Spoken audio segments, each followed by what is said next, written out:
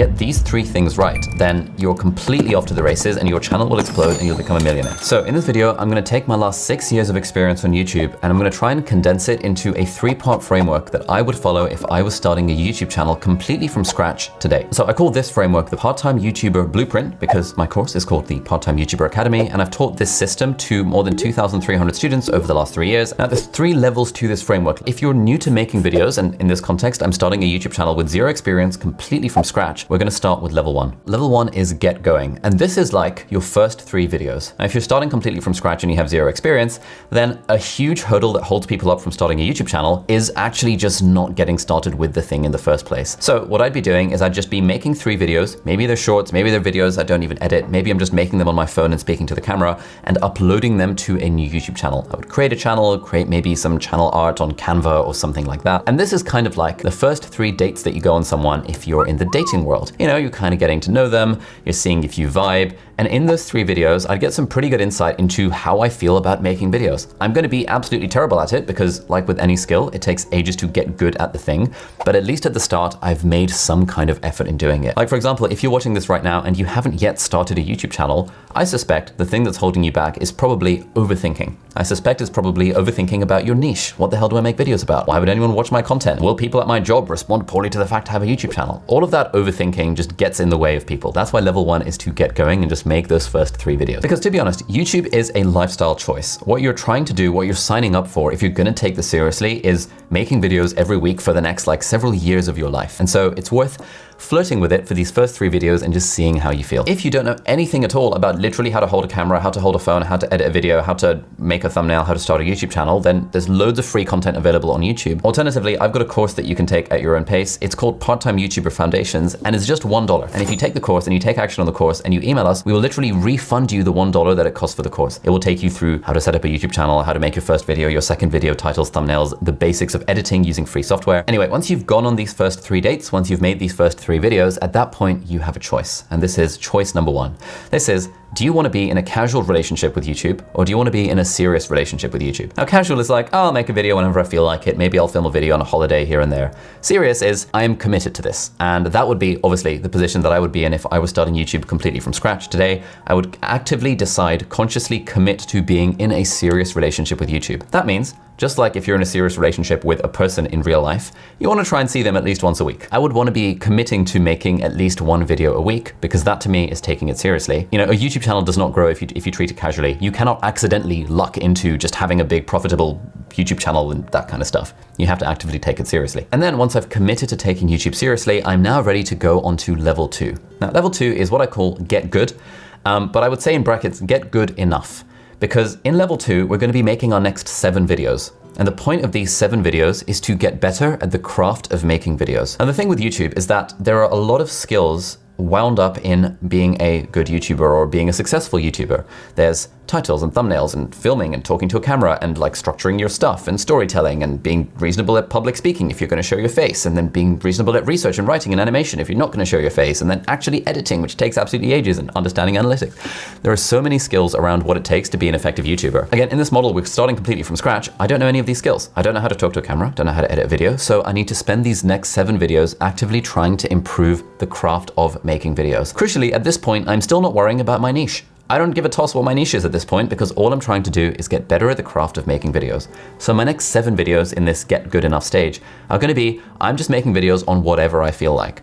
Maybe I just absolutely freaking love these Stabilo pastel colored highlighters, so I might make a video about my favorite highlighter pens. Maybe I absolutely love this D-brand Ali Abdaal palettes collaboration phone case, and I can make a video reviewing that. Maybe I absolutely love this book that I have on my desk at all times, Show Your Work by Austin Kleon, so I can make a video reviewing the book. It does not matter what the video is about. What matters is that we're getting better at the craft of making videos, and we're not trying to overthink our niche at this point. And again, to use the relationship analogy, this is where you get to know each other a little bit better. You're learning more about the other person, they're learning more about you. And across these 7 videos, and 3 + 7 = 10, so 10 videos in level 1 and level 2, across these 10 videos, you're getting to know the craft of making YouTube videos, but you're also learning a little bit about yourself. Maybe at this point, you're even even having to confront your own emotions around like fear of what other people will think and judgment and self-doubt and all of these other emotional hurdles that can get in the way of us building a life that we love. And so I'd be making these 7 videos on top of my other 3, and I would just be uploading them to my YouTube channel. At this point, you might also want to learn how to get better editing. If you happen to use Final Cut, I have another course about this. It's completely free on Skillshare, or it's included for free as part of my part-time YouTuber Academy. If you want, that'll be linked down below as well. By the way, if you're enjoying this video so far, I would love it if you could give us a thumbs up. Apparently it really helps for the YouTube algorithm. Anyway, once you've gotten beyond level 2, at that point, you have to make the ultimate choice. And the ultimate choice is, do you want to treat YouTube like a hobby, having made 10 videos? Or do you want to treat YouTube like a business? And on the hobby to business spectrum, let's say hobby is 0 and business is 10, where do you land on that spectrum? You're not allowed to pick 5. And if you do decide at this point that you actually want to treat YouTube as a hobby, that's totally fine. But if you decide that you want to lean towards the business end of the spectrum, if you decide like I would if I were in your position, that I want to treat YouTube very seriously, and I want to treat it like a business, and I want to be a professional rather than an amateur when it comes to YouTube, that takes us on to level 3. And level 3 is get smart. Now at this point, we need to actually understand the game of YouTube. So far, in these first 10 videos, we've just been trying to make videos that we enjoy. But to really grow a YouTube channel that can potentially change our life, we need to understand what is the game that we are trying to play. And there's basically 3 things. There's only 3 things that YouTube cares about when it comes to growing a YouTube channel. And if you can get these 3 things right, then you're completely off to the races and your channel will explode and you'll become a millionaire. And those 3 things are number 1, click. Number 2, watch time. And number 3, satisfaction. So firstly, the click. This is the importance of titles and thumbnails and idea generation and concept. No one is ever going to watch your video unless they click on your video. And so the first step to success on YouTube is earning the click. Your titles and thumbnails and concepts need to be sufficiently intriguing that someone actually clicks on the video. Secondly, we have watch time. Now, the YouTube algorithm cares a lot about how much of your video someone has watched, because the YouTube algorithm is ultimately trying to serve the right video to the right viewer at the right time. And so if a viewer is watching a lot of your video, it means they're getting continuous value from that video. And so watch time is a great signal for the algorithm to then promote your video to more people that are similar to that viewer that watched it for a long time. So we've gotten people to click with our title and thumbnail. We've gotten people to watch the video with everything about the video actually being good. And then we want to leave people satisfied. Now, increasingly, the algorithm is talking a lot more about satisfaction. It's looking at signals, according to my YouTube partner manager, who I speak to fairly regularly, signals like, likes and comments and things. But also YouTube has started putting these surveys for a percentage of their users that you might have seen when you're browsing YouTube. And they've got tons of other signals for viewer satisfaction. So it's not necessarily that you need to get people to watch 100% of your hour-long video, but YouTube has good ways of knowing were people satisfied as a result of the video that they watched. So having understood the game, we now need to talk about strategy. And this is where we're allowed to start thinking about our niche. But at this point, we have to think, okay, there are zillions of videos uploaded to YouTube every single day, and so your video needs to add enough value for the person on the other end to think that it's justified as an investment of time and attention on their part. You're not just competing with the other stuff that's on the side of YouTube in the suggested videos and watch this next. You're competing with their phone. You're competing with things happening in their real life. You're competing with every other distraction in this person's life. So this is where strategy comes in, and this is where it's really important to figure out what is our niche. Now, the way that I've been teaching this for the last 3 years on my YouTuber Academy, I think makes a lot of sense, and that's, the question of niche gets people focused on the wrong things. I think a niche is actually 2 things. It's a target and it's a value. So in the start of my YouTube journey in 2017, the target for my YouTube videos was people applying to medical school in the UK. And the value I was giving them was helping them get into medical school in the UK. And that is a very clear target and a very clear value proposition, which is how my channel grew in those initial days. Now, in our YouTuber Academy, we have a whole 2-hour-long session where we talk about how to figure out your target and your value proposition. But kind of long story short, basically what you want to do is you want to figure out what are your own interests and what are your own strengths and what are your own unfair or competitive advantages, and who are the people that you could potentially help or serve with your content. And then you kind of combine all those things and you make a few hypotheses about, okay, I could potentially be helping small business owners manage their accounts. Or I could be potentially helping dentists run better ads on Facebook. Or I could potentially be helping students in Indonesia get better at studying for their exams. Whatever that target and value is, those are different niches that you could potentially enter with your YouTube channel. And so that answers the question of why should someone watch my videos? It's the videos are targeted to that person and I'm giving value to that person, and therefore people are watching my videos for the value that they get. Whether it's entertainment or education or inspiration, there's always value that people want to get from your videos, otherwise they wouldn't watch them. And then the next question we have to answer in the strategy piece is, why would someone watch my videos rather than the other videos on this topic? Now, most niches that you might want to go into on YouTube are kind of crowded. These days, productivity, personal development, all of this kind of stuff, ridiculously crowded. And so you need a way of standing out in a crowded market. So again, the method that we teach for this, there's like two things to understand here. There's number one, the market, and number two, your edge. So firstly, we've got understanding the market. And here we want to apply the principles that a business would use, which is why we're treating YouTube as a business. Let's say you wanted to start a new business. Let's say you decided, I want to open an Italian restaurant on my local high street. You wouldn't just decide to open an Italian restaurant on your local high street.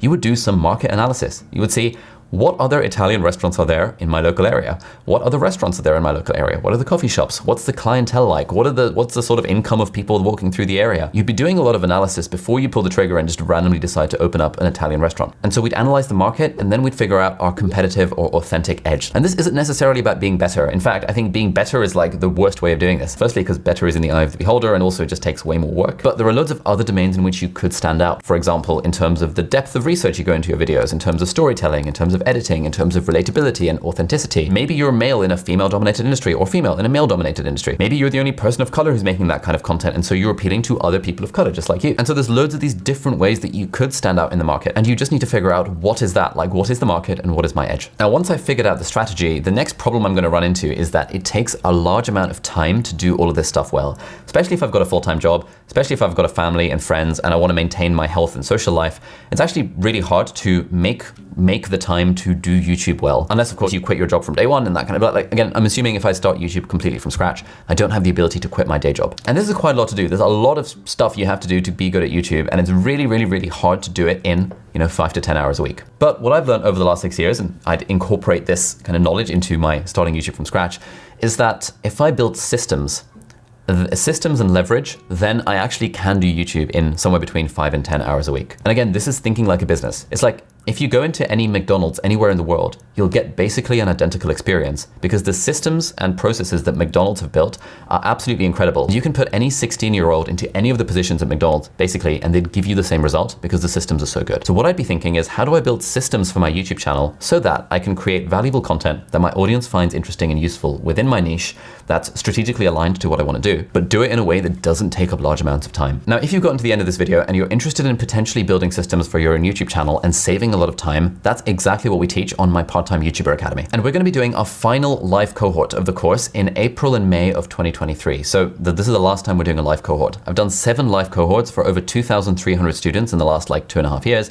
But now it's kind of getting a bit boring, firstly, because I've been saying the same stuff repeatedly for the last 3 years. But also now that this channel has grown and I'm about to publish my book and all this other stuff's happening, my life is going in a direction where running live online courses is no longer compatible with other cool stuff that's happening. But basically the whole course is about how you build systems and processes and tools and templates to operationalize and scale a YouTube channel just as if you were treating it like a business. And I've been building these systems and tools for my channel for the last 6 years. I've taught it to 2,000 plus other students. And so we'll teach that to you on this live course as well. And we've got some really cool looking graphs and testimonials as well from people who have taken the course in the last 2.5 years and whose channels have exploded. And it's just super interesting to see. And the course has a 60-day, 100% satisfaction money back guarantee. Also, I get that the course is pretty expensive because it's live and it takes a lot of effort from me and 10 other people in my team to make this happen. But for the last 3 years, we have been offering scholarships to people who are in financial difficulty who can't afford the price of the course.